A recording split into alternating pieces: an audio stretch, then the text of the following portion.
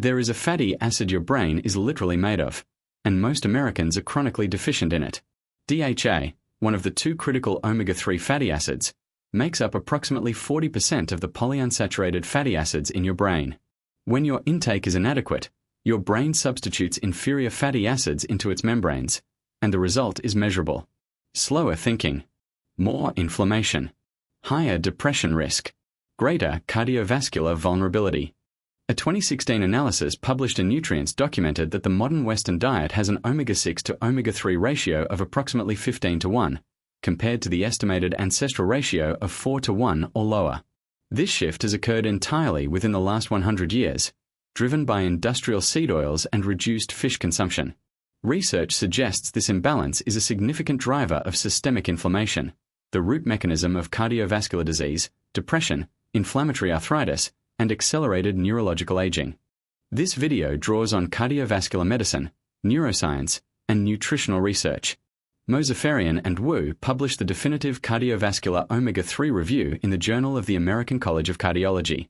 Grosso and colleagues conducted a meta-analysis of omega-3 and depression RCTs. Yurka Moro and colleagues at Martech Biosciences conducted the landmark DHA and cognitive decline study.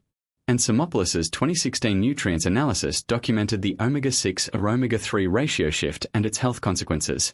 The prevailing misconception about omega-3s is that they are a supplement for athletes or people with heart disease, an optional addition to an otherwise healthy diet. Research challenges this fundamentally. Omega-3 fatty acids, specifically EPA and DHA, are not optional. They are structural components of every cell membrane in your body. Your brain requires DHA for synaptic membrane function. Your heart requires EPA for anti-inflammatory protection. Your retina contains high concentrations of DHA for photoreceptor function. Chronic omega-3 deficiency creates a specific type of cellular dysfunction that research has documented across multiple tissues. When EPA and DHA are insufficient, cell membranes incorporate omega-6 fatty acids, particularly arachidonic acid, in their place. This produces membranes that are stiffer, less fluid, and more prone to generating pro-inflammatory signals. The brain is particularly vulnerable because of its high lipid content. Research comparing populations with high versus low omega-3 intake reveals consistent patterns across health outcomes. High omega-3 populations, coastal communities eating fish daily, like traditional Japanese and Mediterranean cultures, show dramatically lower rates of cardiovascular disease, depression, and age-related cognitive decline. Low omega-3 populations, those eating industrial seed oil-heavy Western diets with minimal fatty fish, show systematically higher rates of all three conditions. The Mozaffarian and Wu 2011 JACC review is the definitive cardiovascular omega-3 analysis. The authors reviewed all available clinical trial, epidemiological, and mechanistic evidence. They found that omega-3 consumption, particularly EPA and DHA from marine sources, consistently reduces triglycerides, reduces resting heart rate, lowers blood pressure modestly, decreases platelet aggregation, and reduces sudden cardiac death risk. The cardiovascular benefits operate through multiple simultaneous mechanisms, making omega-3 one of the most comprehensively protective dietary compounds for heart health documented. The omega-3 and depression connection is supported by a robust body of clinical evidence. The meta-analysis by Grosso and colleagues analyzed 13 randomized controlled trials and found that omega-3 supplementation, particularly EPA-dominant formulations, significantly reduced depression symptom scores compared to placebo. The mechanism involves EPA's role in reducing the pro-inflammatory cytokines that impair serotonin transmission, and DHA's role in maintaining synaptic membrane fluidity that affects neurotransmitter receptor function. The breadth of omega-3's health effects across organ systems makes it one of the most comprehensively studied nutrients in modern medicine. Research documents consistent benefits across cardiovascular, neurological, psychiatric, and inflammatory conditions. The mechanistic diversity reflects omega-3's role as a precursor to anti-inflammatory eicosanoids, as a structural membrane component, and as a regulator of gene expression through PPAR-alpha activation. Few nutritional compounds have this breadth of mechanism-backed, clinically documented effects across this many disease categories. The DHA and cognitive decline research by Yurka Moro and colleagues is particularly relevant for aging populations.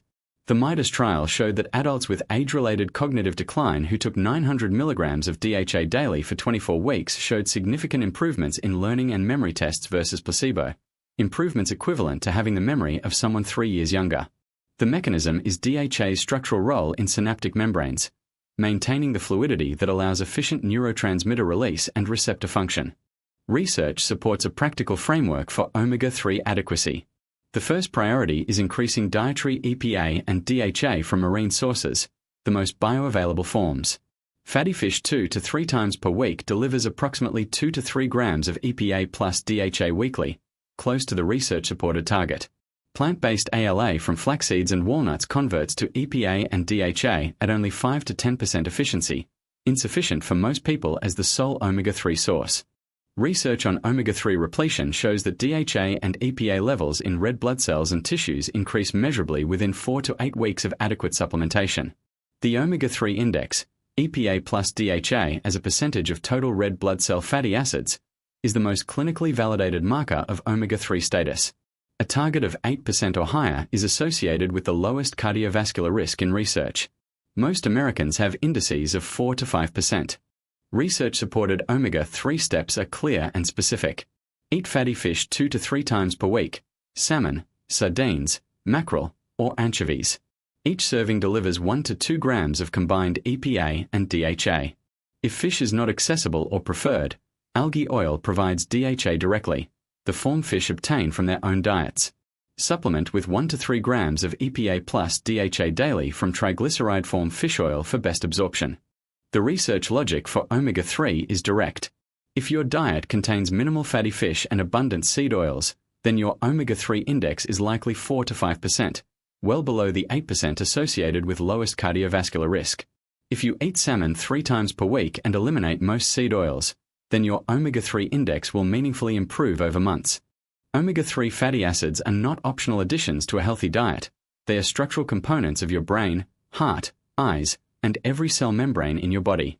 Research documents that inadequacy produces measurably higher cardiovascular risk, higher depression vulnerability, faster cognitive aging, and systemic pro-inflammatory signaling. The fix is straightforward: 2 to 3 servings of fatty fish weekly, reduced seed oil consumption, and supplementation when dietary targets cannot be met. The omega-6 to omega-3 ratio matters.